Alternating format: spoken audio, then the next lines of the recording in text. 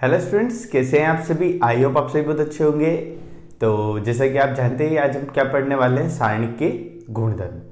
तो आप ध्यान दीजिएगा स्टूडेंट, सारणी के गुणधर्म क्या क्या होते हैं। अगर आप अच्छे से ध्यान देंगे तो उनका यूजेस भी अच्छे से कर पाएंगे। ठीक है, जो हम 4.2 एक्सरसाइज करेंगे उसके अंदर जो सारणी के गुणधर्म होंगे, प्रॉपर्टीज ऑफ डिटर्मिनेंट, ये बहुत ही इंपॉर्टेंट होगी। तो आप बहुत ही अच्छे से इनको समझें। तो देखिए स्टूडेंट्स, मैंने यह सबसे पहला जो हमारी प्रॉपर्टी है वो हमने यहां लिख रखी है। तो आप देखिए, किसी सारणी के पंक्तियों और स्तंभों को आपस में बदलने पर सारणी का मान अपरिवर्तित रहता है। आप बोर्ड पर देख सकते हैं, मैंने लिख रखा है। तो देखो मैं समझाता हूं इसका मतलब क्या हुआ। जिसके मानो मैंने कोई सारणी के लिए, ये एक सारणी क्या है, ठीक है। इसकी वैल्यू आप फाइंड कर सकते हैं क्या स्टूडेंट्स, करिए। देखो इसकी वैल्यू फाइंड करते हैं। तो हम देखेंगे इसका मल्टीप्लाई इससे करेंगे तो 10 और इसका मल्टीप्लाई इससे करेंगे तो -3। कितना है स्टूडेंट्स, 7 आया। अब मैं क्या कर रहा हूं, मैंने कहा पंक्तियों और स्तंभों को आपस में बदलने पर सारणी का मान अपरिवर्तित रहता है। तो इसी बात को हम ध्यान में रखते हुए क्या करते हैं, ए ट्रांसपोज निकालते हैं। तो हम क्या करें यहां पर, देखो पंक्तियों और स्तंभों को आपस में हमने बदल लिया। ठीक है स्टूडेंट्स, अब देखो 2 × 5 10, 3 × 1 3, कितना है 7। तो क्या बात इंपॉर्टेंट हुई यहां पर कि किसी मैट्रिक्स और उसके किसी सारणिक या उसके ट्रांसपोज का सारणिक जो होगा, दोनों का वैल्यू हमेशा सेम आएगी। ठीक है, आप इसको नोट कर सकते हैं। मेरी पहली प्रॉपर्टी थी, बहुत ही सिंपल थी। आप चाहो तो इसको एक तृतीय कोटि की सारणी के लिए भी प्रूव कर सकते हो। मैं दे देता हूं आपको, आप सेल्फ कर लेना। 3 4 1 7 -1 2 0 5 1। ठीक है, मैंने आपको ये एक सारणी दी है, आप इसकी वैल्यू निकालना, फिर एक बार इसकी वैल्यू भी निकालना, बी ट्रांसपोज की। आपको खुद पता चल जाएगा कि प्रॉपर्टी ट्रू है और फॉल्स है। ठीक है स्टूडेंट्स, तो आप एक बार इसकी वैल्यू निकालें, इसकी वैल्यू निकालें, आप देख लेंगे दोनों की वैल्यू सेम ही आएगी। तो आप इसको नोट कर लीजिए, फिर हम सेकंड प्रॉपर्टी करते हैं।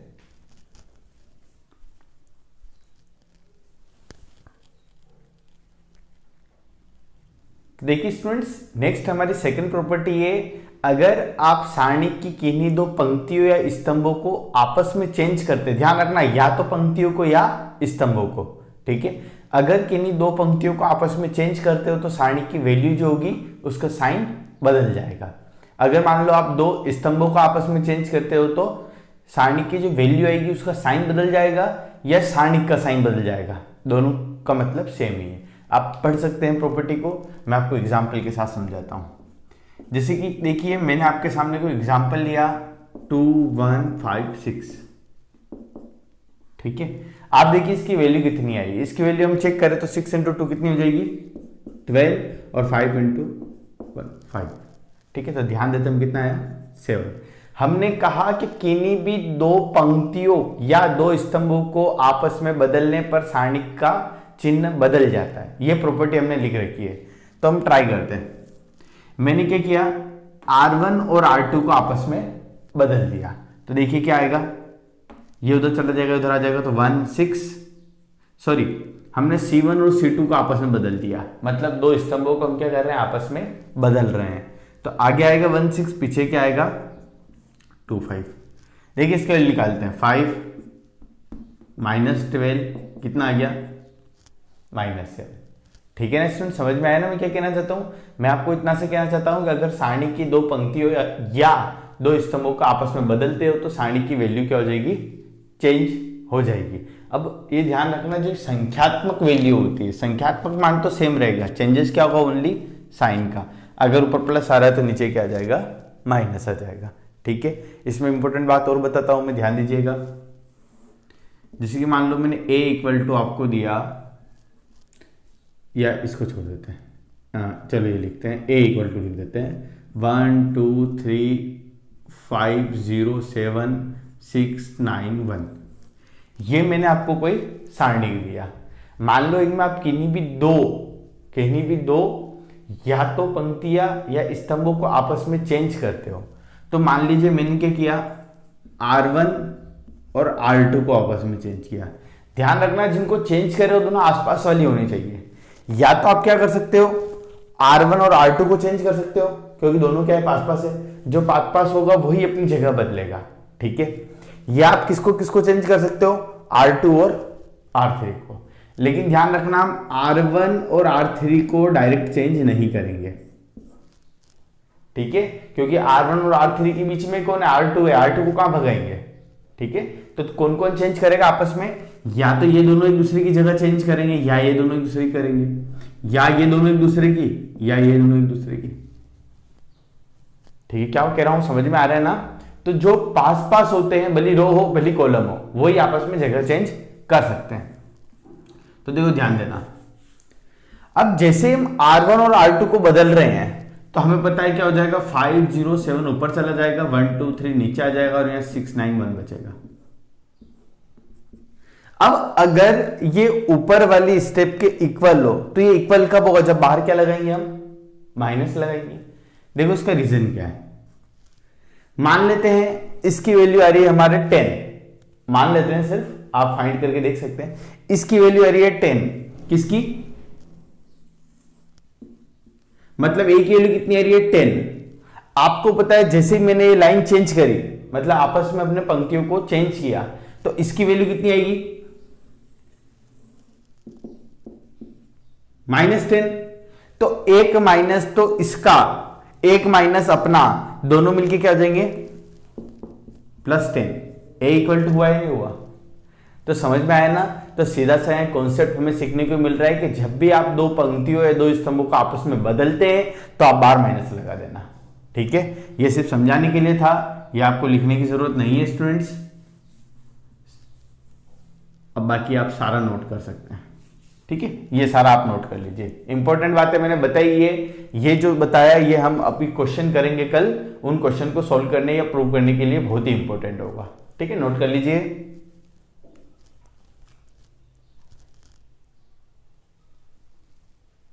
तो देखिए स्टूडेंट्स, नेक्स्ट हमारी प्रॉपर्टी है प्रॉपर्टी नंबर 3। इसके हमने लिख रखा है कि किसी सारणी की दो पंक्तियां या दो स्तंभ अगर सेम हो तो आपके सारणी की वैल्यू क्या होगी, 0 आएगी, ठीक है। एग्जांपल ले लेते हैं, जैसे कि मान लो मैंने यहां दिया 1 2 3, यहां दिया 5 7 9 और यहां फिर से क्या दे दिया 1 2 3। आप देखिए इसमें पहली पंक्ति और लास्ट वाली पंक्ति वो दोनों क्या है, सेम है, मतलब R1 क्या है, R2 के इक्वल है। आप यहां पर सारणी की वैल्यू फाइंड भी कर सकते हैं, मतलब इसको खोल भी सकते हैं और डायरेक्ट इसको हम क्या लिख सकते हैं, 0। आप चेक कर लीजिएगा, कोई दिक्कत नहीं है, इसकी वैल्यू कितनी आएगी, 0 आएगी। तो आप एक बात को ध्यान रख लें कि अगर कोई दो पंक्तियां या कोई दो स्तंभ इक्वल है, बराबर है, तो इसका मतलब 100% सारणी के डिटरमिनेंट की वैल्यू क्या आएगी, 0 आएगी, ठीक है ना स्टूडेंट, समझ में आ रहा होगा आई थिंक। तो आप ये जो हमारी थर्ड प्रॉपर्टी है, सॉरी, इसको नोट कर लीजिएगा।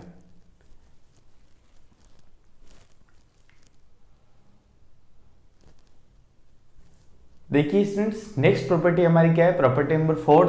तो आप यहां ध्यान से देख सकते हैं क्या लिख रखा है मैंने, यदि किसी सारणी के किसी पंक्ति या स्तंभ में किसी संख्या का गुणा किया जाए, ठीक है, ध्यान रखना है, या किसी पंक्ति में गुणा करना है या किसी स्तंभ में, ठीक है, किसी भी एक में। अगर आप गुणा करते हैं तो प्राप्त सारणी का मान, जो हमारी नई वाली सारणी आएगी उसका मान क्या होगा, पुरानी वाली सारणी और जो संख्या का मल्टीप्लाई कर रहे हो उसके गुणा के बराबर होगा, ठीक है। तो हम यहां कर सकते हैं, एग्जांपल लेके चेक करेंगे तो बहुत ही अच्छी तरीके से हमें समझ में आ जाएगा। तो देखिए आप ध्यान दीजिए, तो हम इसे किस तरीके से करें, हमने क्या लिया, यहां पर एक एग्जांपल ले लिया, ठीक है, 1 5 7 9, ठीक है, 5 को थोड़ा सही लिख देते हैं, 1 5 7 9 हमने कोई एग्जांपल ले लिया। हम इसकी वैल्यू फाइंड कर लेते हैं। हमने देखा इसकी वैल्यू कितनी आएगी, इसकी वैल्यू आएगी 9, 7 into 5, तो आप यहां माइनस करोगे तो कितना बचेगा आपके, 26, ठीक है स्टूडेंट्स। ये हमने एक सारणिक माना और उसकी वैल्यू निकाल दी। अब हम इसकी प्रॉपर्टी क्या करिए, पंक्ति या स्तंभ को किसी संख्या से गुणा कर दिया जाए, या तो किसी पंक्ति को करना है या किसी स्तंभ को करना है। देखो क्या कर रहे हैं हम, मान लिया हमने इस फर्स्ट वाली पंक्ति को हम 2 से गुणा कर रहे हैं, ठीक है। तो देखो मैं 2 से गुणा करता हूं, तो यहां 2 से करूंगा तो यहां जाएगा 2, यहां आ जाएगा 10, और बाकी दोनों क्या रह जाएंगे, सेम। ठीक है, क्या कर रहे हैं हम, सिर्फ फर्स्ट पंक्ति को गुणा कर रहे हैं, पहली पंक्ति का गुणा किससे कर रहे हैं, 2 से कर रहे हैं। तो देखो ध्यान देना क्या हो रहा है, 9 दूनी 18, ये कितना हो जाएगा हमारा 70, और आपको पता है 18 में से 18 माइनस 70 कितना बचेंगे, -52 और -26। ठीक है, हम यहां देख सकते हैं -52 कितना होगा, 2 इंटू -26। अगर स्टूडेंट्स आप ध्यान से समझेंगे तो आपको प्रॉपर्टी समझ में आ चुकी होगी। क्या प्रॉपर्टी थी, ए हमने कोई सारणिक लिया, इस सारणिक की किसी पंक्ति या स्तंभ से अगर आप किसी नंबर का मल्टीप्लाई करते हो, तो देखो हमने फर्स्ट पंक्ति से किसका मल्टीप्लाई किया, बताइए 2 का मल्टीप्लाई किया ना। तो आप देखिए प्रॉपर्टी क्या थी, प्राप्त सारणिक का मान मतलब 52 मूल सारणिक और संख्या के गुणे के इक्वल होगा। मूल सारणिक और संख्या के गुणे के इक्वल है कौन, हमारी जो नई सारणिक आ रही है। तो आपको प्रॉपर्टी समझ में आ गई होगी। अब यहां से इंपॉर्टेंट जो हमारा बार बार स्टेटमेंट काम आता है वो हम इधर ले लेते हैं। हमारे काम क्या आएगा, सीधा सा मतलब है, अगर आप सारणिक में किसी वैल्यू का मल्टीप्लाई करते हैं, जैसे कि मान लो एक सारणिक दे रखी है 2 3 1 5 6 7 9 1 7, अगर आप इस किसमें किसी का मल्टीप्लाई करते हैं, मान लीजिए मुझे किसका मल्टीप्लाई करना है, 2 का, ठीक है। मान लेते मुझे सारणिक में किसका मल्टीप्लाई करना है, 2 का। तो जब आप 2 का मल्टीप्लाई करोगे तो 2 का मल्टीप्लाई क्या होगा, जितने भी एलिमेंट से सबके साथ नहीं होगा, या तो आप किसी एक पर्टिकुलर पंक्ति के साथ करेंगे मल्टीप्लाई या स्तंभ के साथ करेंगे। ठीक है, प्रॉपर्टी यही बोल रही है। ठीक है, क्या कह रहा हूं मैं कि इस 2 का मल्टीप्लाई या तो आप फर्स्ट वाले के साथ करेंगे, मान लो आपको अच्छा नहीं है फर्स्ट वाले के साथ नहीं करना है, सेकंड वाले के साथ करना है, तो 2 का मल्टीप्लाई हम सेकंड वाले के साथ करेंगे या थर्ड वाले के साथ करेंगे, या कॉलम फर्स्ट, कॉलम सेकंड और कॉलम थर्ड। तो कितनी कंडीशन है, टोटल 6 कंडीशन हमारे पास में कि आपको किसी बाहरी नंबर का अगर मल्टीप्लाई करना है तो सारे एलिमेंट्स से नहीं करना है। सारे एलिमेंट्स से जो मल्टीप्लाई होता है किसमें होता है, मैट्रिक्स में। अगर ये भी मैट्रिक्स होता है तो हम 2 का मल्टीप्लाई सबके साथ कर देते हैं। ठीक है स्टूडेंट्स, लेकिन सारणिक में और क्या होता है, किसी नंबर का अगर मल्टीप्लाई करना है तो आप किसी भी एक पंक्ति या किसी भी एक कॉलम से ही कर सकते हैं। मान लो मैंने 2 का मल्टीप्लाई किससे कर दिया, R2 से कर दिया, देखो कितना हो जाएगा 10, ये और बाकी ये थर्ड वाला सेम। तो आई थिंक आपको प्रॉपर्टी बहुत ही अच्छी तरीके से समझ में आ गई हो गई, तो आप इसको नोट कर सकते हैं।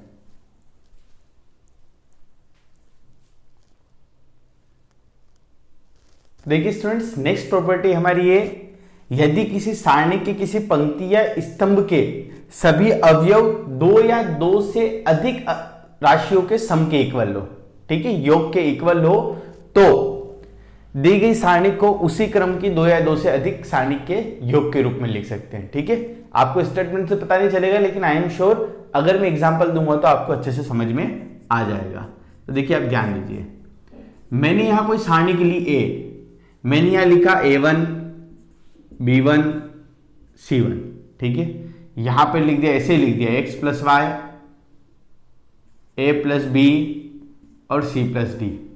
ठीक, यहां पे लिख दिया मैंने 1 2 3। ठीक, किसी भी तरीके से ले सकते हैं, कोई पर्टिकुलर तरीका नहीं होता है। ठीक है, एक एग्जाम्पल लेना था, एग्जाम्पल ले लिया।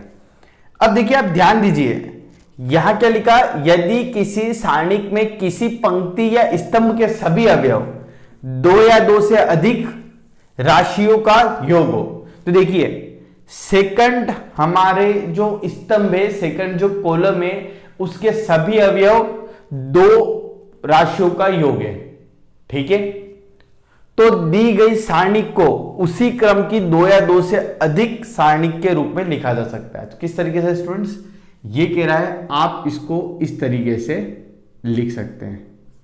यहां पर आप फर्स्ट वाले ले ले में प्लस एक बार क्या करें, सेकंड वाले ले लें। ठीक, ऐसा आप कर सकते हैं। ठीक है ना स्टूडेंट्स, जैसे कि ये तो पहले वाले एलिमेंट्स एक साथ लिख दिए, और ये सेकंड वाले अलग लिख दिए। ठीक है, अब आप अगर प्रॉपर्टी पढ़ेंगे और एग्जाम्पल को देखेंगे 100% आपको समझ में आ जाएगा। तो आप इसको नोट करिए, स्क्रीनशॉट ले लीजिए।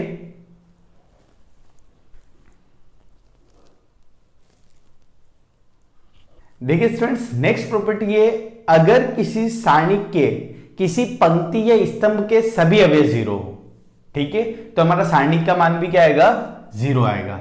जैसे कि आप देख सकते हैं 1 2 3 5 6 7 और यहां दे दिया 0 0 0। अब जैसे हमें दिखा कि R3 जो है, थर्ड पंक्ति जो है उसकी सारे अवयव, उसके सारे अवयव क्या है, 0, तो आप डायरेक्टली इसको क्या लिख देंगे, 0 लिख देंगे। आप वैल्यू फाइंड करें कोई दिक्कत नहीं, आप सारणी को ओपन करेंगे तो भी क्या आएगा, 0 ही आएगा। तो हम टाइम बचाने के लिए क्या करेंगे, डायरेक्ट 0 लिखेंगे। ठीक है स्टूडेंट, सिंपल प्रॉपर्टी थी। ठीक है, तो देखिए नेक्स्ट प्रॉपर्टी सिंपल ही प्रॉपर्टी है, आप ध्यान दीजिएगा। त्रिभुजाकार आव्यूह से बनी सारणी का मान, ठीक है, अगर कोई त्रिभुजाकार आव्यूह है, अगर उससे रिलेटेड हम क्या बनाते हैं, सारणिक बनाते हैं, तो उसका मान विकर्ण अर्थात मुख्य विकर्ण और विकर्ण एक ही बात होगी, यहां पर विकर्ण पर स्थित अवयवों के गुण के इक्वल होगा। तो आप देखिए ध्यान दीजिए, इससे आपको समझ में आएगा एग्जाम्पल से।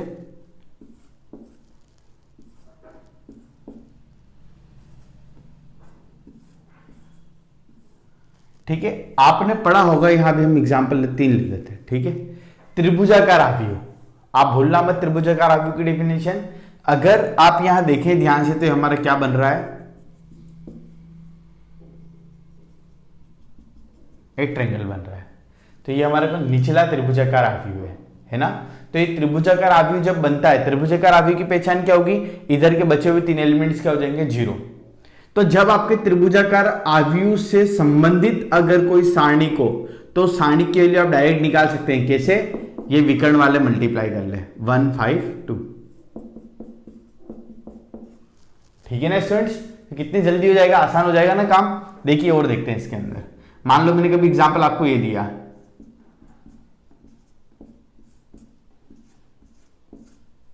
ये त्रिभुजाकार आव्यूह है या नहीं है ना स्टूडेंट्स। क्यों, क्योंकि हम ये कौन सा है त्रिभुजाकार, ऊपरी त्रिभुजाकार, ऊपर बन रहा है त्रिभुज ऊपरी त्रिभुज और नीचे बन रहा है तो निचला त्रिभुजाकार। अब इसका आंसर कितना होगा, ये होगा। ठीक है ना, विकर्ण पे जो थे 1 2 3 इन तीनों का हमने मल्टीप्लाई कर लिया।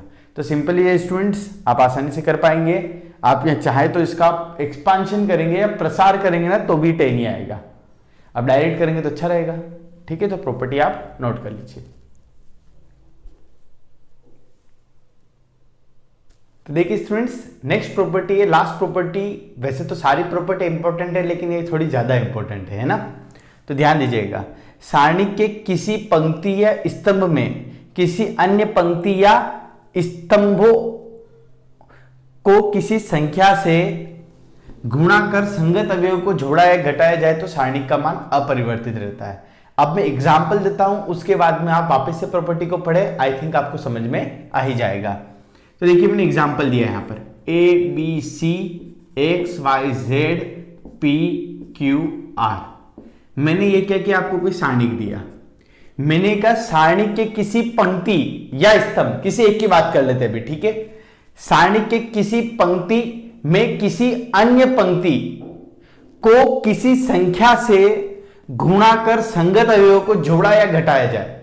तो मान लीजिए ये हमारा क्या है, ठीक, पंक्ति की बात कर रहे हैं ना, ये हमारा क्या है R1, ये है R2, ये है R3। मान लो हमने R3 में क्या किया, 4 का मल्टीप्लाई कर दिया। ठीक है, तो हम R4 में किसका मल्टीप्लाई कर रहे हैं, 4 का, और 4 का मल्टीप्लाई करने के बाद में हमने किसके साथ जोड़ दिया, उसको R1 के साथ जोड़ दिया। तो मान लीजिए हमने ये एक ऑपरेशन लगाया कि R1 प्लस 4R3 कर रहे हैं। क्या कर रहे हैं, देखो ध्यान दीजिए, कि सारणी के किसी पंक्ति में किसी अन्य पंक्ति को किसी संख्या से गुणा, अन्य पंक्ति कौन हुई हमारी, R3 का मल्टीप्लाई किससे कर रहे हैं हम, 3 से। देखो 3 से मल्टीप्लाई करते हैं, 3P 3Q 3R, गुणा कर संगत अवयव को जोड़ा जाए, इसको और इसको जोड़ते हैं तो कितना हो जाएगा, A plus 3P B plus 3q, c plus 3r। ठीक है, किसी 4 से भी मल्टीप्लाई कर सकते हैं स्टूडेंट्स, और बाकी दोनों सेम। ठीक है, तो इसका मतलब है इसका जो आंसर आएगा सेम इसका भी वही आंसर आएगा। ठीक है, मैं एक एग्जांपल और ले लेता हूं जिससे आपको अच्छा समझ में आ जाएगा। जैसे मान लो बी एक डिटरमिनेंट लिया 1 2 3 5 7 9 2 5 1। ठीक है स्टूडेंट्स, अब देखिए इसके अंदर हम क्या करें। मैंने सोचा ये हमारा क्या है C1 और ये हमारा क्या है C3। तो हम C1 के अंदर ऑपरेशन लगाते हैं, कुछ भी लगा लेते हैं ऑपरेशन, जो अपनी इच्छा हो जो लगा लेते हैं। हमने लगा लिया यहां पे 2C3। तो अब देखिए बात वही है, सारणी के किसी स्तंभ में अन्य स्तंभ को किसी संख्या से गुणा कर जोड़ा जाए या घटाया जाए। तो देखो सारणी के किसी स्तंभ को अन्य स्तंभ से किसी संख्या का गुणा करना है, फिर या तो आपको जोड़ना है या घटाना है। ठीक है, माइनस कर लेते हैं पहले। अगर आप ये ऑपरेशन लगाओगे तो आपके सारणी का मान क्या होगा, चेंज नहीं होगा। देखो ऑपरेशन लगाते हैं, ऑपरेशन क्या कह रहा है C1 minus 2C3 minus 2 into 3, फिर यहां लगाए तो 5 minus 2 into 9, last 2 minus 2 into 1, और बाकी दोनों लाइन क्या हो जाएगी, सेम हो जाएगी। ठीक है, ध्यान रखना फर्स्ट के साथ, सेकंड के साथ, और थर्ड के साथ, क्योंकि हमने यहां पर क्या लिख रखा है, संगत अवयव को। ठीक है, संगत मतलब इसका संगत ये, इसका संगत ये, इसका संगत ये, प्रॉपर्टी लगाई 16 कर लेंगे। ठीक है ना स्टूडेंट्स, तो आई होप आपको ये सारी प्रॉपर्टीज बहुत अच्छे से समझ में आ गई होगी।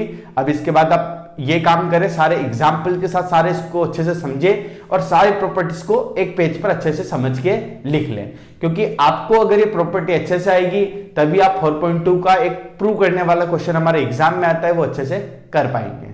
ठीक है, अगर आपको वीडियो अच्छी लगी हो, आप वीडियो को ज्यादा से ज्यादा अपने क्लासमेट्स को, फ्रेंड्स को, जो भी 12th में हो सभी को शेयर करें, और वीडियो को लाइक करें, और अच्छा लगा तो कमेंट जरूर करें।